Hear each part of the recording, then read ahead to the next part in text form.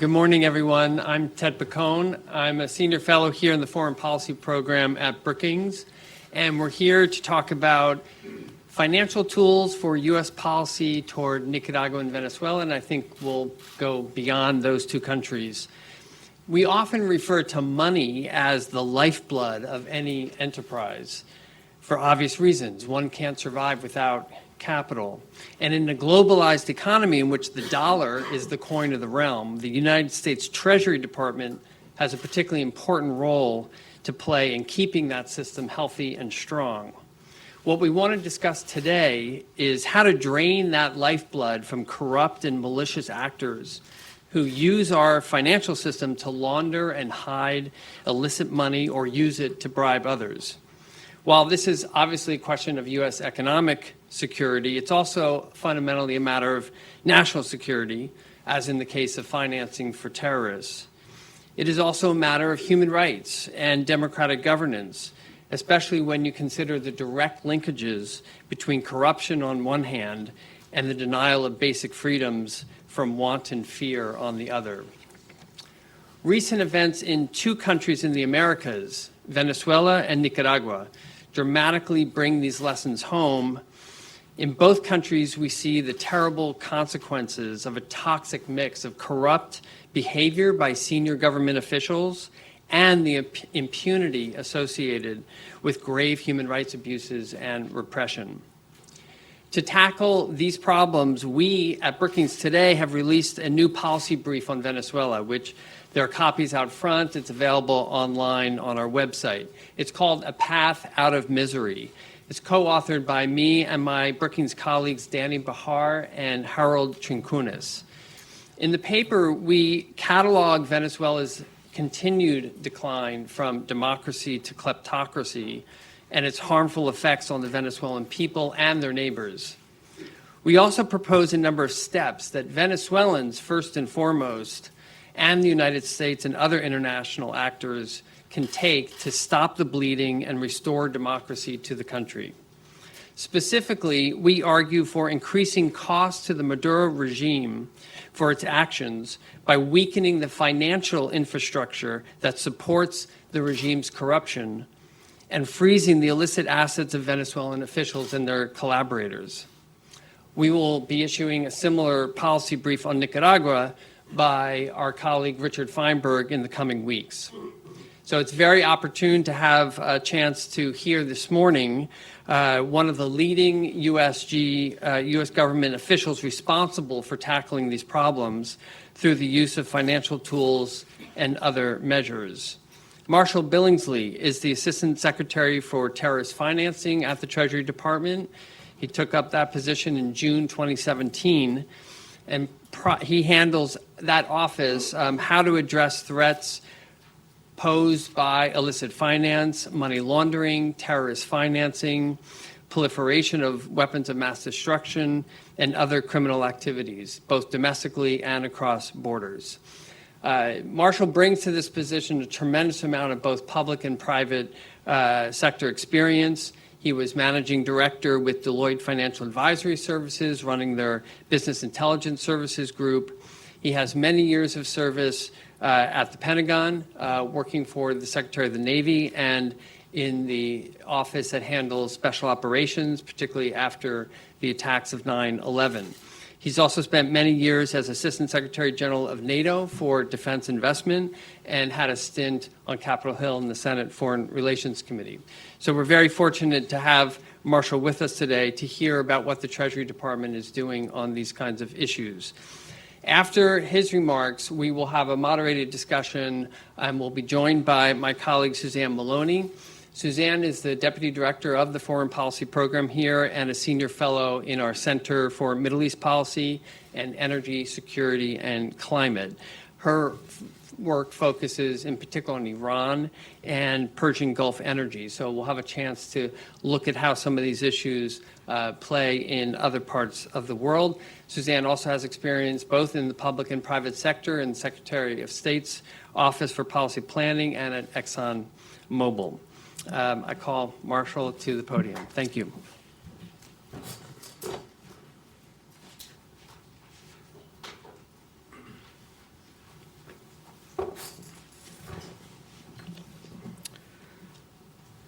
Good morning. It's great to be here at Brookings.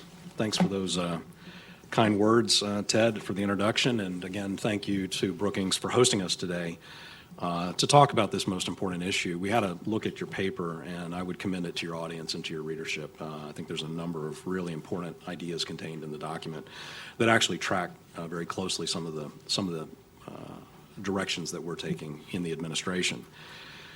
You know, that it really shouldn't surprise us that Venezuela and its ally in Nicaragua are in the midst of a political and economic crisis both. It should sadden us, but not surprise us. Historically, Venezuela's authoritarian government has provided the economic support to its ideological friend in the form of Daniel Ortega and to his dictatorial model of government. It's corruption buttressed by repression. And these governance models in Venezuela and Nicaragua are all too similar.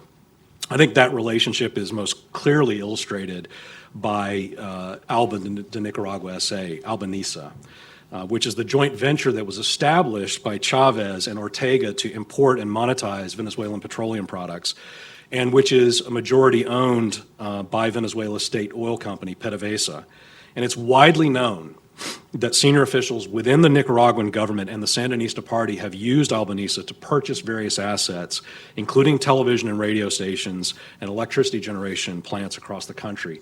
And it will not shock this audience that Treasury recently designated Albanesa's then vice president for engaging in corrupt activities. As Venezuela's corruption and mismanagement implode its economy, Maduro's ability to plunder his citizens in order to buy the loyalty of Ortega and to fund other regional political projects has been greatly diminished. And this, in turn, has limited the Ortega regime's ability to line the pockets of regime insiders while keeping the government's finances afloat. Instead of checking his regime's corruption, Ortega took the opposite route. He chose to cut his people's Social Security benefits, and in doing so, he unleashed long-simmering resentments that have brought thousands of Nicaraguans onto the streets, demanding an end to his authoritarian rule. And the results have been tragic. And they've been tragic and predictable. As we've seen with Maduro, Ortega, and the First Lady and Vice President Rosario Murillo will not hesitate to employ ruthless violence against those who dare speak out. These two regimes together have killed hundreds of their citizens for wanting a better country. Such serious human rights abuses and endemic public corruption undermine the foundation of stable, secure, and functioning societies. They devastate individuals. They weaken democratic institutions across the region, and they degrade the overall rule of law. They perpetuate violent conflict, and they undermine economic markets. And they also threaten the integrity of the U.S. and the international financial system. As defending that system from abuse is one of Treasury's key missions, I want to discuss with you today how we are using Treasury's tools to pressure these dictators and their supporters in Nicaragua and Venezuela. First, I want to give you a brief overview of the tools as they exist. In terms of combating human rights abuses and corruption, something Ted discussed, with financial tools, we view the authorities that Treasury has been given as a central element of our broader approach to pressuring these authoritarian regimes and imposing costs on regime insiders who are exploiting their official positions to commit human rights abuses and to enrich themselves through illicit activities. We have a number of tools at our disposal in this connection, and those include both individual and financial sanctions, enforcement actions, advisories, a heavy amount of foreign engagement as we work with other countries, like-minded countries in the region and in Europe, to marry our actions with theirs, and private sector partnerships, among many others.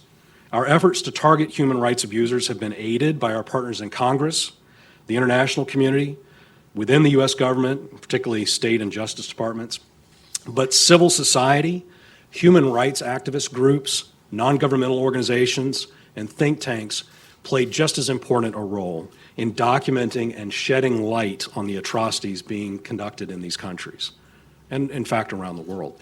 In addition to a number of other sanctions programs that focus on human rights abuses and corruption, I believe the single most important addition to our toolkit has been the Global Magnitsky Human Rights Accountability Act of 2016.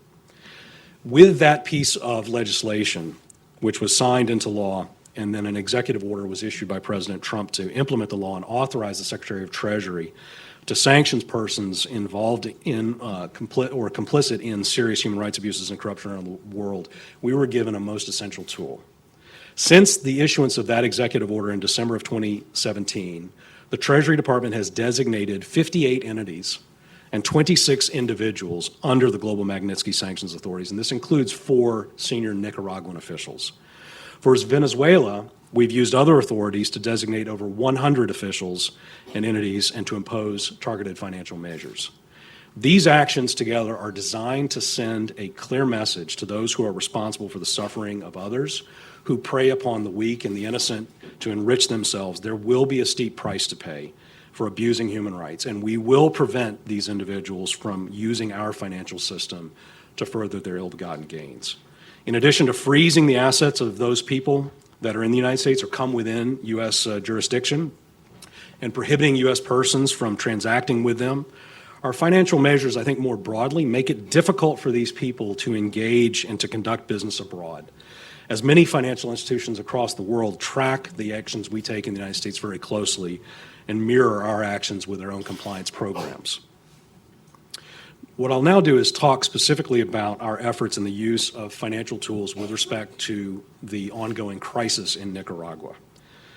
In this case, we have used financial tools to target many of the individuals who are engaged directly in violent repression of the Nicaraguan people. And our efforts are designed to complement those of the State Department's in increasing pressure on the Ortega regime to end its violent repression. We intend to disrupt the corruption networks that are propping up this regime and to drive Nicaragua to early, free, and fair elections. Since April, the Ortega regime has killed more than 350 people, injured thousands, and jailed more who have been tortured or who've gone missing. Ortega and Murillo are ultimately responsible for the police and the parapolice forces that are acting together under their instructions to violently repress these protesters and to deter society from practicing and participating in legitimate public demonstrations. There are numerous troubling examples of how the police and the parapolice have been used to brutalize peaceful protesters, opposition leaders, human rights defenders, the church, journalists, students, and others. One horrific incident in particular took place on June 16th, when masked gunmen, accompanied by individuals who were identified by witnesses as Nicaraguan police officers, set fire to a family home in Managua, burning 6 people alive, including a toddler and an infant. According to the reports that were given to the United Nations High Commissioner for Human Rights, they set that house on fire simply because the family would not allow the police snipers to use the roof to target other peaceful demonstrators. And when neighbors attempted to help, they shot at them and drove them away. This type of systemic repression and brutality is ongoing by the Ortega regime, as shown by their arbitrary arrest just this past week of 38 peaceful protesters that drew worldwide condemnation. Our response to the grotesque attacks on these innocent people has targeted those in leadership roles in the Nicaraguan regime, in their repression apparatus, and those who are exploiting their public positions for their personal financial benefit. As I mentioned before, Treasury included Roberto Rivas Reyes, who was then president of Nicaragua's Supreme Electoral Council, in the first ever global Magnitsky action last December. Rivas has been accused of amassing sizable personal wealth, including multiple properties, private jets, luxury vehicles, and a yacht, all while earning a government salary. In July of this year, Treasury designated Nicaragua's National Police Commissioner, Francisco Javier Diaz-Madriz, and Secretary of the Mayor's Office of Managua, Fidel Antonio Moreno Briones, under the Global Magnitsky Act for being responsible for and leading entities involved in these serious human rights abuses in Nicaragua. We also designated Jose Francisco Lopez Centeno, who is the Vice President of Albanesa and the then President of Petronic, which is the Nicaraguan state-owned oil company, for engaging in the kind of corrupt activities I've been describing. After these designations were announced, Rivas resigned from the Supreme Electoral Council amid accusations of fraud, and Lopez resigned from Petronic. We also issued an advisory this month as we continue to up the ante with Nicaragua, to warn our financial institutions and other international financial institutions of the increasing risk that proceeds of political corruption are flowing from Nicaragua and may either enter the United States or traverse the United States on bound somewhere else. This advisory, which was issued this past month, focuses on alerting our financial institutions to the corruption of senior political officials and their financial facilitators. As I mentioned, a key element of how we're tackling these human rights abuses is engagement with international counterparts, which is a feature of the Brookings paper. I've met with counterparts across the region repeatedly to urge them. In fact, just 2 weeks ago in Indonesia, we had another round of discussions on this topic, and urge them to investigate the Nicaraguan officials that we have designated and others that we're looking into, and to use their domestic authorities to freeze assets, as well as to share our advisory with their financial sector to help protect their financial systems from abuse. And we will continue to explore the use of financial tools as we monitor the situation in Nicaragua closely. The crisis in Venezuela serves as a clear warning to the international community that we need to work together preemptively to support the Nicaraguans' people's legitimate right to shape their future and to oppose the dictatorial regime of Ortega and Murillo. Finally, I'll close with a few remarks on Venezuela. The tragic case of Venezuelan opposition council member Fernando Alban, who I saw in New York at the UN Security Council meeting. He was arrested on October 5th, and he died 3 days later in the custody of Venezuela's intelligence service. He leaped, apparently, from the 10th floor of the intelligence building. This illustrates the Maduro regime's resort to ruthless violence as they seek to systematically silence dissenting voices. This administration condemns the Maduro regime's involvement in his death, and we call for the immediate release of all Venezuelan political prisoners. Alban, sadly, is not alone. Since Maduro took office, hundreds have been tortured or killed. Thousands of Venezuelans have been arbitrarily detained. Thousands more have been injured by security forces during anti-government protests, and hundreds have been jailed for politically motivated reasons. These acts, just like the death of Fernando Alban, are not isolated and they are not spontaneous. They are premeditated atrocities. And although the Maduro regime is solely responsible for the human rights violations perpetrated by its security forces, I have to underscore Cuba's dictators are underpinning this entire exercise with their intelligence apparatus. And they've sought to export their failed ideology across the wider region, and they continue to aid and abet the corrupt regime in Caracas. The Organization of American States, the General Secretariat, has recently issued a report that indicates that 12,000 Venezuelans have been arbitrarily detained by the Maduro regime since he took over in 2013. This is equivalent to approximately 7 people a day being arrested every day since Maduro was brought into power. According to the OAS report, the number of political prisoners in Venezuela reached a high of 676 during the 2017 protests, and there are still more than 200 political prisoners there in Venezuela. The Venezuelan people, however, face another type of violence. It is the violence created by the daily inhumanity of malnutrition and hunger that is driving thousands of Venezuelans to flee their country every day. The rampant public corruption fuels a man-made humanitarian crisis, the likes of which we have not seen in the Western Hemisphere. It is characterized by a shrinking economy. The economy is half the size today than it was when Maduro took power in 2013. Hyperinflation. 2 weeks ago, the IMF briefed new hyperinflation numbers. When I spoke at the Security Council with Ambassador Haley, the number was pegged at a projected 1,000,000% inflation by the end of 2018. The IMF has now revised that to be 2.5 million% inflation in Venezuela by the end of 2000.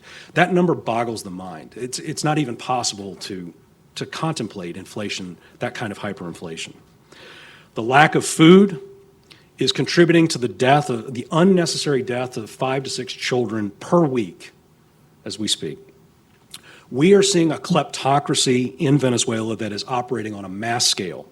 It has precipitated a humanitarian crisis that is now threatening regional stability, threatening to drag down, for instance, our close ally in Colombia. Under Maduro, embezzlement, Graft and fraud are the economic policy of the regime. There is no other economic policy. And it is solely aimed at maintaining him in power and maintaining the loyalty of key regime insiders who will buttress his continued authoritarian rule. The most widely known corruption scheme used by the regime has been embezzlement from PDVSA, which I mentioned earlier. This wholesale looting has been happening for some time, and it's ongoing. And the cumulative effect of the theft from PDVSA has been the virtual collapse in oil production in that country. The result has been around a 50% drop in monthly oil production since Maduro took office. But in addition to destroying the money-generating oil industry, Maduro's policies have led to the complete collapse of Venezuela's domestic food production. And as food shortages have worsened, the Venezuelan government, rather than allowing foreign assistance to come in, weaponized food by politicizing dwindling food imports under the CLAP program, restricting access as a method of social control. The government uses its food program to provide subsidized aid to its supporters and to withhold food from those who do not support the regime. In addition to serving as a method of social control, the food program serves as yet another method by which regime insiders enrich themselves. By destroying the oil sector and the food sector, well, that wasn't enough for Maduro.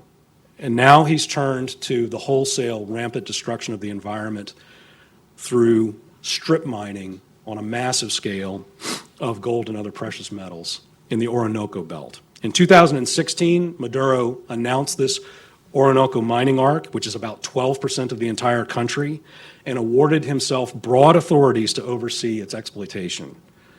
And exploited he has. Press reports indicate the regime has evicted all of the foreign mining companies and has replaced them with unregulated miners who now operate with the backing of senior military officials. And we're well aware of a wide range of reporting that indicates that criminal organizations, including the FARC and ELN, are involved with the gold mines in the Orinoco mining arc. And without the approval of the National Assembly and without regard for environmental or even the local indigenous populations, Maduro has promoted and promulgated a full-scale gold rush in southern Venezuela. In response, we are using a combination of diplomacy and carefully considered financial measures that are designed to assist the Venezuelan people in moving towards restoration of their democracy. As the situation has crumbled, the economy is in a complete death spiral. We have aggressively employed our Venezuela sanctions authorities to target these key regime cronies and those who are undermining democracy and human rights in the country. In successive stages designed to incrementally and systematically apply pressure on the regime, we have designated, as I mentioned, over 100 individuals and entities, including Maduro and the First Lady, Celia Flores. For instance, we have targeted and disrupted a major network that supports Diosdado Caballo, including Caballo's frontman, Rafael Soria. And in September, we blocked further property as we discovered a $20 million US-based private jet that was here in the United States belonging to Soria.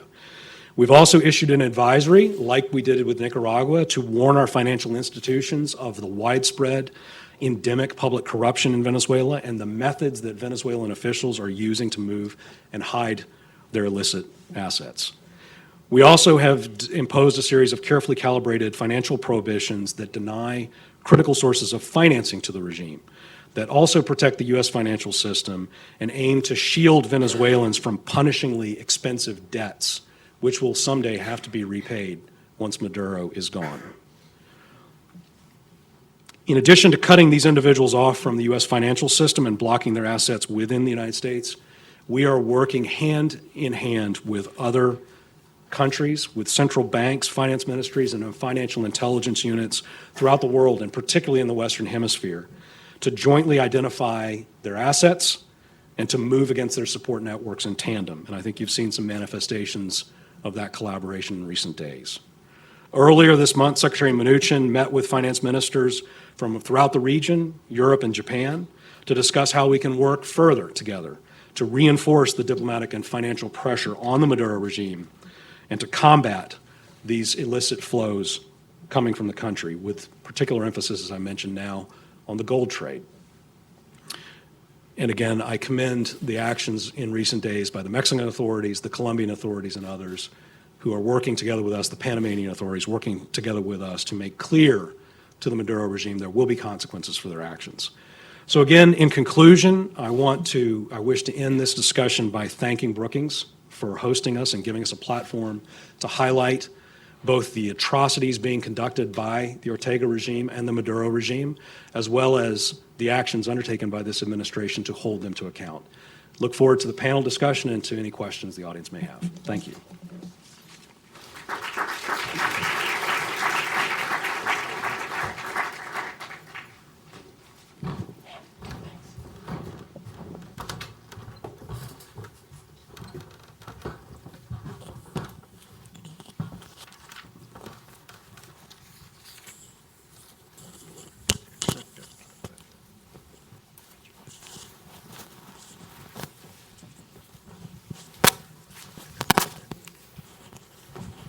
Okay, I think I'm live. Can people hear me? Okay, great.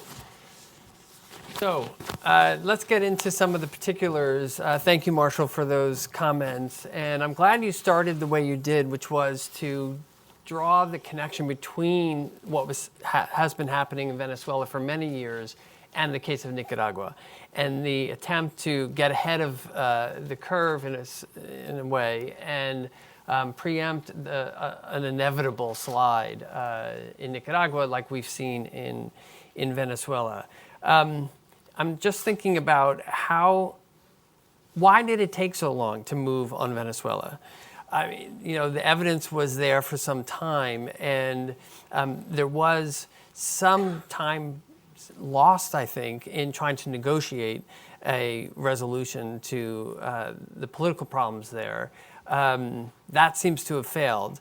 A similar process took place in Nicaragua with a roundtable of different actors trying to negotiate a resolution. Ortega has walked away from that.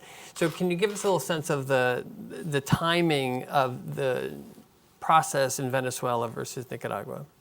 Well, thanks for that. And again, thanks for hosting us. Obviously, the tools that we employ in the Treasury Department are designed to reinforce and support our diplomatic overtures and our diplomatic initiatives. And so the approach that was taken in the early days of the administration by the Department of State was designed to explore whether some type of negotiated outcome could be achieved between the different opposition parties and the regime. But what we saw happen was really a combination of things, a very skillful fracturing of the opposition by Delcy Rodriguez and others who we've now designated also. But we also saw a rapid slide to dictatorship with the creation of the so-called Constituent Assembly to displace the legitimate, the only legitimate part of the Venezuelan government that exists, which is the National Assembly. The assumption of full-on dictatorial presidential powers by Maduro, and then the massive clampdown and repression. And so as that slide has continued to accelerate, you've seen our application of financial pressure match pace. We, however, continue to provide off-ramps. By definition, Treasury sanctions are designed to be reversible. If we designate you, but you have a sustained change in behavior, we will work with you and we'll consider removing you from our designation lists. Yeah. And so we do urge those who either have not been yet designated, who are close to that inner circle, or those who want to distance themselves and have a future beyond Maduro, they need to move now. They need to move actively. Yeah, no, this is a key point that I want to come back to. I mean, in the Treasury press release after the meeting in Bali with Secretary Mnuchin and the other ministers, you talk about sanctions need not be permanent. They're intended to change behavior. I guess there are two questions. One, have we seen a change in behavior? If not, what do we need to do to increase the cost to the Maduro regime? In our view, you need to expand the number of targets that are feeling the pressure in Venezuela, but you also need to increase the number of countries that are participating in it, because U.S. acting alone is never enough. So can you comment on those two parts? How are we doing in getting others on board, and what changing behavior do you see? And if we haven't seen it yet, what are the signs that you're looking for that would say, okay, things are moving in the right direction? Well, I mean, I think a big piece of that really I would have to involve my State Department colleagues with trying to answer those kinds of weighty questions. I'm glad you picked up on that part of the finance minister's statement from Bali, because it's by design that we are signaling very clearly to these regime insiders, as the world becomes an increasingly smaller place for them, as other countries, as the EU, as Canada, as Panama, as other nations step forward and impose sanctions on these individuals, travel restrictions on them and their family members, they're running out of options. And we need them to understand that there is a way ahead, and it involves rapidly distancing oneself from the barbarism in Venezuela and the atrocities of the regime. But why haven't we seen more states join in this effort? I mean, you named a number of them that are important, but in particular, the Latin American states, other than Panama, have really held back from imposing sanctions. Do you think we'll see a change? Why is that? And do you think we'll see a change in that behavior? Well, so I think it's important to distinguish between the overt imposition of financial sanctions versus the other types of actions which key allies and key friendly nations in the region are engaged in. As I mentioned, we're working very, very closely with a number of countries across the region from a financial intelligence standpoint, and I think you saw some of the manifestations of that collaboration in recent days. So there is a good cooperation at that level between the financial intelligence units, the central banks, and the finance ministries, and many of the actions that we undertake that we sometimes don't really advertise very broadly. When a nation imposes a financial sanction, first of all, a lot of countries don't actually have the national legislation that allows them to engage in this activity, to actually impose a blocking action on an individual's assets outside of the country. That is a long-standing objective of my office, is to work with countries across the globe to help them enact legislation to make this possible. And we've made good strides with a number of countries, and we want to do more, particularly with our Western Hemisphere counterparts. Yeah, and you see an increasing call for modeling other legislation on the Global Magnitsky Act, and I believe Canada is moving in that direction. That's a start, but it'll be important to see, particularly in light of other recent events going on where human rights is set front and center, what other countries take up that model. I'm still struck. I was glad to see the efforts that you and Ambassador Haley made at the UN Security Council to really bring this attention forward. Making that connection between the human rights and corruption in Venezuela and Nicaragua and the threats to international peace and security, I think it's time to really draw those connections. But of course, there's blocking action by countries like China and Russia. What are you finding in terms of the atmosphere in New York and the ability to actually forge some kind of consensus? And I'm thinking also what role that the UN Secretary General himself can play in pushing forward some kind of diplomatic process, because these tools are not really useful unless they're part of a diplomatic strategy, as you pointed out.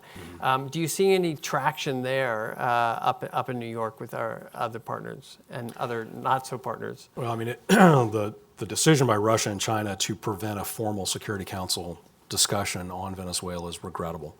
But I think Ambassador Haley, in employing the ARIA-style format to get the word out, really demonstrated leadership on this topic.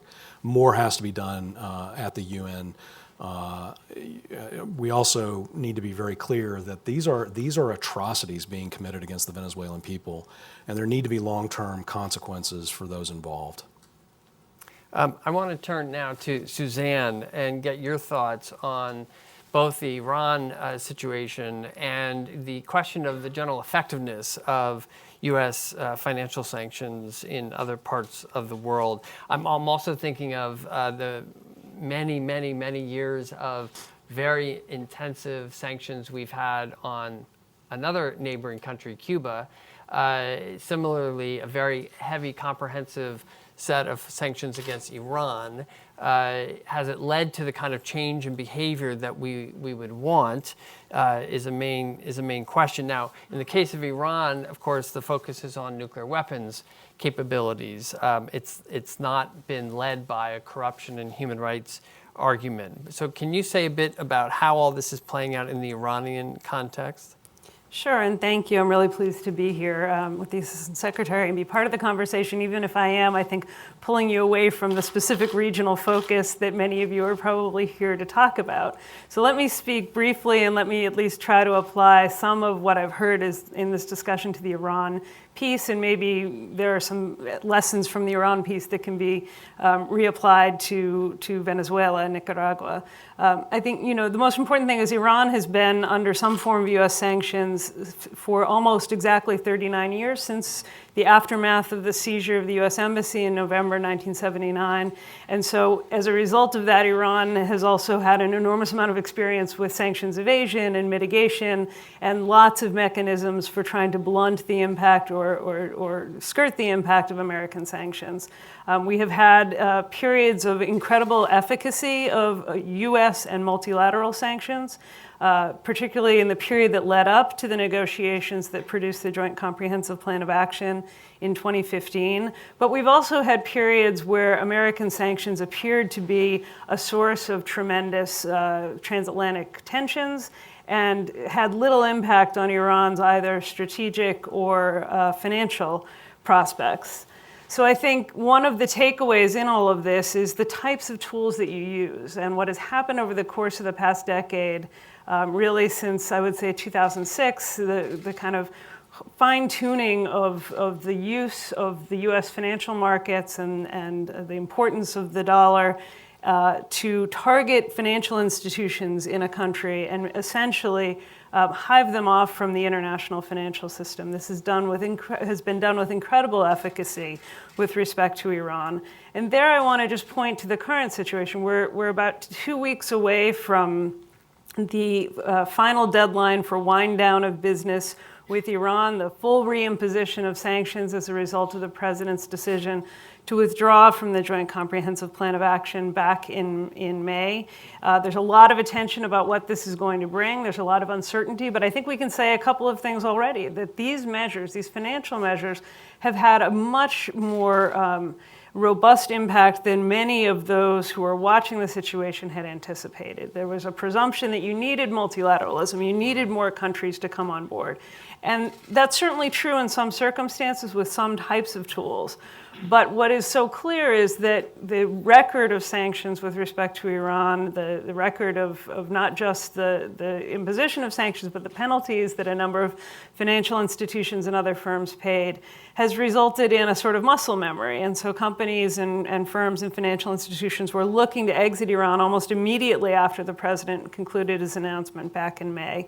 And we've seen an incredible degree of cooperation at a time when many around the world governments opposed the president's decision on the JCPOA. And so what you've seen is European firms, despite efforts on the part of European governments to create carve-outs, to create mechanisms to pay Iran, European firms have moved very quickly.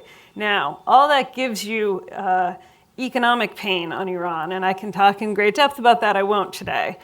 But what it doesn't get you necessarily is the outcome that you wanted. And I think that's where what the Assistant Secretary was discussing about, his office and the role that it has in terms of applying these tools with great precision and great effect needs to be matched with an overall strategy, much of which is implemented by the White House, by the State Department in terms of diplomacy. And there, I think, the tremendous effect that we've seen on Iran as a result of the sanctions that have been imposed by this administration hasn't yet been matched by a clear progression toward an intended diplomatic outcome, in part because there's a lack of clarity about what the preferred outcome is. No, I think that's really interesting to talk about the impact of these advisories and warnings to the financial community and how they have become very conservative in how they handle these matters. We saw that in the case of Cuba when there was a process to try to reopen and normalize relations, and financial community was allowed to do transactions, but they didn't want to touch it because there was such a strong muscle memory that they were still twitching. They couldn't relax that, and that in itself, it takes a long time to get the positive side, the sanctions, once you're ready to lift them, to actually have the knock-on effect that you're looking for.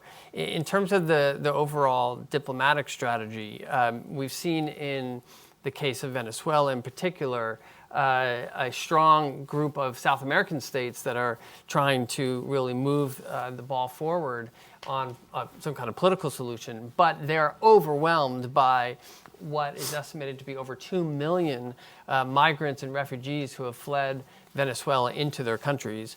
And there is quite a bit of international coordination going on now, and the UN has appointed a special envoy to try to coordinate the regional response to those to that crisis. But I don't see the same level of top leadership trying to push on the political solution. And maybe it's just a matter of time that we have to kind of see the effect of the sanctions on Maduro and his friends and see where it goes. Now, you in this vein, you talked about what's happening in the gold sector and the strip mining that's going on. This is another way for Maduro to evade some of the sanctions. Can you say a bit more? Where is that gold going? And maybe Suzanne, you can also speculate on what impact it might have in the Middle East equation. Well, the gold is going to Turkey. The vast majority of it appears to be going to Turkey. We've seen 21 metric tons or more, at least, that have gone to Turkey in recent months. And we've seen Turkish companies supplant many of the other food companies in this corruption scheme involving the CLAP food box program. So we're obviously looking at that very closely, and it concerns us greatly. Suzanne, do you want to speculate? Well, the Turks were instrumental in helping the Iranians evade U.S. financial measures during the run-up to the negotiations back in 2013, and gold was a primary commodity for that entire mechanism. I'm quite confident, given the continuing reliance of the Turks on imports of Iranian oil, that there is an effort underway that will try to involve the Turks in some kind of effort to ensure that the Iranians can continue to export and actually be paid for it. Because what's so interesting about the measures that have been imposed on Iran is that they have multiple impacts. They will they target the payments of Iranian oil, but Iran has an interest in actually getting its oil out there. And frankly, from a U.S. national security perspective, we have an interest in ensuring that there isn't an excessive shock to supply of global energy. And so some system in which the Iranians are still exporting but not in fact being paid for it is actually to some extent optimal. Now, if the Turks are using gold imported illegally from Venezuela, then that is undermining the entire system, because it's enabling the Iranians to continue to repatriate some of the profits from those exports. I want to come back on the gold trade, because it's not just that they're looting a natural resource and completely illegally around the mandate of the National Assembly. It's how they're doing it. So when they go in, these are not your typical gold mines. This is just strip mining the forest, and what they're doing is they're creating massive bodies of standing water into which they dump mercury and other chemicals to process the gold in situ. That mercury, this will be an environmental catastrophe that is with us for a century, given what they're doing. Moreover, all of that standing water, the World Health Organization is warning, is ideal for breeding mosquitoes, as we're seeing both the malaria outbreaks now, a surge, a 50% increase in malarial outbreaks. We're seeing dengue fever is now back on the rise. And these pestilences are going to move with the migrating populations across borders. And so you mentioned it's actually more than 2 million. It's at least 2.5 million Venezuelans have fled their country. Mm-hmm. I have reputable Venezuelan journalists telling me that Syrian refugees who relocated to Venezuela are begging to be sent home instead. Mm-hmm. They'd rather take their chances with Assad and ISIS than with Maduro and the situation there. Yeah, and there's the hard gold, there's the liquid gold of oil in Venezuela, which as we've discussed, production has collapsed. So unlike the Iran situation, where Iran has plenty of oil and gas that they want to export. In the case of Venezuela, they can barely source their own. Now, the U.S. oil industry has its own interests in maintaining certain business relationships with the Venezuelan oil industry. Our refiners on the Gulf Coast do a lot of that work. So there has been talk about, well, why don't we just impose an embargo on the oil, and that'll force the collapse very quickly. But there'll be quite a bit of collateral damage in terms of our own economic security on that front. I don't know if you want to comment on that. I just wanted to kind of put that nuance out there. We have about 10 minutes for your own questions, and there's someone with a microphone going around. If you could identify yourself and just try to keep your comments short. I have a hand over here on the right. Robert Kahn, I'm an economic consultant. Thank you guys for doing this. Marshall, 2 questions on Venezuela.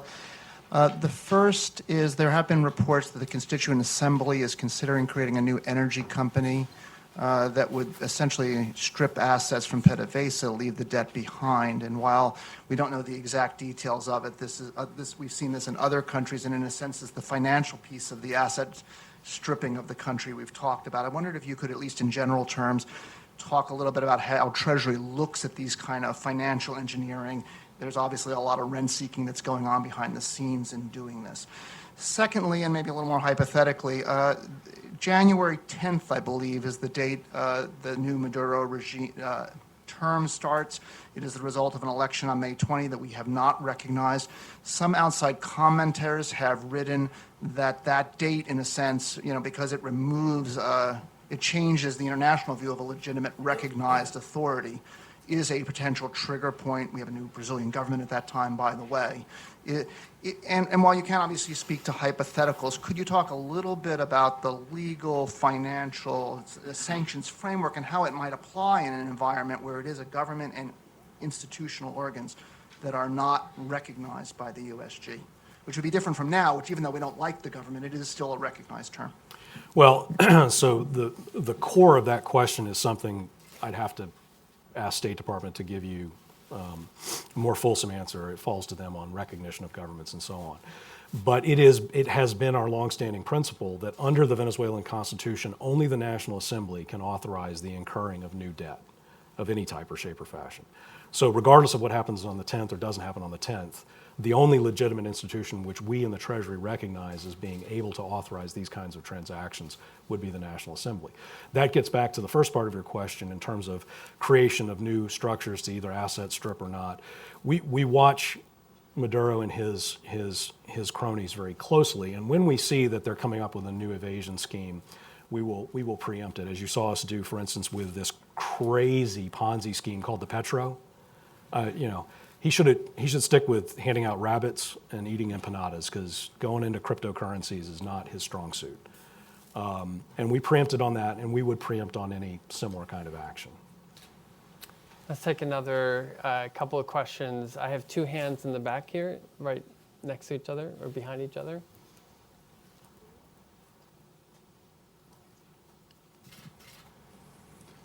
Good morning. Thank you. I'm Luis Alonso with the AP, and I have also 2 questions. Going back to the gold, I would like to clarify whether all this market and transit of gold is illegal in the black market. Does that make harder to impose sanctions specifically on the gold sector? And the second question is, we have seen both governments in Nicaragua and Venezuela not only strengthening their position after upheaval this year in Nicaragua and last year in Venezuela with street demonstrations. And we haven't seen change in behavior. So is there, maybe you can talk a little bit about the benchmark that you guys have so far for the success of these financial sanctions. Is there a dollar amount you can share of assets that have been frozen, or give us an idea, please, of how successful the sanctions have been so far? Thank you very much. And then right in front of you. Hi, I'm Jeff Ramsey from the Washington office on Latin America. I just wanted to ask about the communication strategy around the sanctions. It seems to me that around the most recent round of sanctions of the Rodriguez siblings and Padrino Lopez and the rest, there was a very coherent strategy around communicating that these sanctions could be lifted in the event of behavior changes, sustained behavior changes. I'm wondering if more could be done around the financial sanctions. It seems to me that in working with our Venezuelan partners in Caracas, not many people understand that the financial sanctions don't apply to food and medicine imports, and they wouldn't apply to new debt that's approved by the National Assembly. I'm wondering if there's more that could be done around communicating that in Venezuela because I think, I don't know if you saw, but there was the Atlantic Council published a poll in April that found that some 40% of Venezuelans say that they've been affected by the sanctions. So I'm wondering if that really highlights the need for better communication. Thank you. I would absolutely agree that there is a constant need for better communication, and particularly in this domain where it can get pretty arcane pretty quickly. You're absolutely correct that our sanctions do not affect food or medicine. Who's affecting food and medicine is Maduro himself, who has deliberately restricted any foreign aid to come into the country so that he can use the dwindling food import program, the CLAP program, again, as that weapon for social control. On the gold trade, we're not forecasting anything here. We're simply observing that we've seen a dedicated shift now in attention and focus of the regime to looting this particular natural resource, largely since they've completely devastated PDVSA and there's not much left there to steal anymore. So this is the new thing that we see them pursuing. And we're calling it out, calling it for what it is. And the first question about the gold and the black market and the evasion there, what can be done or? Well, I mean, I think it's important. We start with highlighting the phenomena and calling attention to it and requesting that nations shine a light on this trade. We're approaching a sort of a similar kind of blood diamonds kind of situation here with the gold in Venezuela, and we need to express moral outrage over what's being done to the environment, what's being done to the indigenous populations, and the fact that this gold is being removed from the country without any of the customary safeguards on it that would ensure that the funds are accounted for and properly cataloged as belonging to the Venezuelan people. I think we have time for just two short questions. I have a hand right here in the front, and then the gentleman on the aisle there. Hi, good afternoon. You can hear me from here. No, we need the microphone. Oh, my name's Kenneth Otto. I pursuing a master's in intelligence at Daniel Morgan Graduate School of National Security. It's like two basic questions, like what's the correlation of the Trump administration's foreign policy on Venezuela and Nicaragua with the immigration policy here domestically? And then, okay, so if Maduro is removed from power, what do you think is Trump administration's political considerations of what will be the result? Who will come into power? How can political stability, financial stability can occur once that regime is removed? Because you see, like, if you take Saddam out of Iraq, what happens there? And then Gaddafi out of Libya, what happens there? Two good questions. Okay, one more. There's a microphone. Okay. Hi, my name is Philip Christopher. I've been an investor and resident in Nicaragua for the last 15 years, primarily in the tourism business, but also I've been supporting the small miners in the gold districts for the last 3 years with legal counsel. Question specifically is related to SR 3233 that we all, I think, hope to see passed in the next month or so. That would be the Nicaraguan Humanitarian Anti-Corruption Act.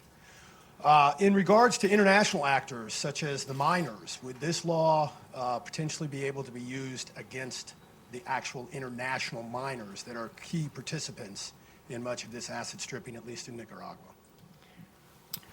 So I'm not going to comment on pending legislation, but we do work closely with Congress, and like I mentioned in my prepared remarks, a number of provisions of law that have given Treasury new tools are always welcome. We'd have to go into the fine print on exactly what we're looking for in the way of new authorities.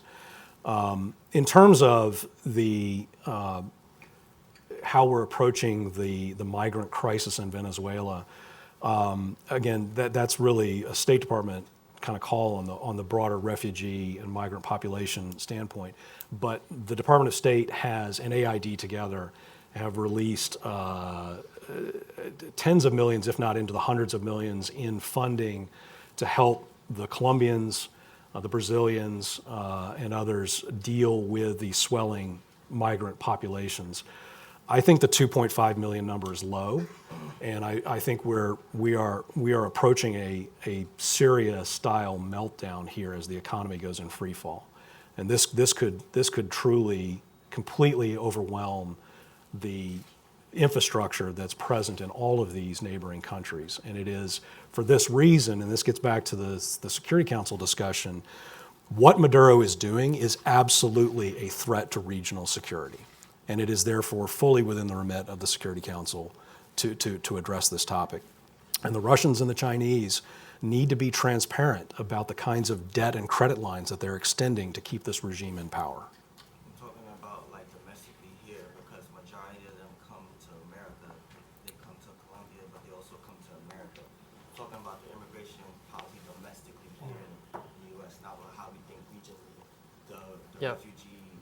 No, I think we understood the question, and the answer is the focus is on the regional response and helping Colombian and other neighbors address it before it comes to the United States. And I think that's, the current flow that's coming north is actually, I don't know the exact figures. I haven't seen any reliable numbers about the number of Venezuelans in that group. It's mostly Central Americans that are trying to come into this country.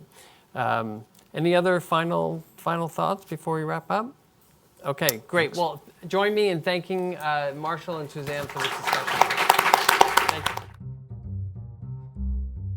Thanks for watching. Be sure to like and subscribe for more videos from Brookings.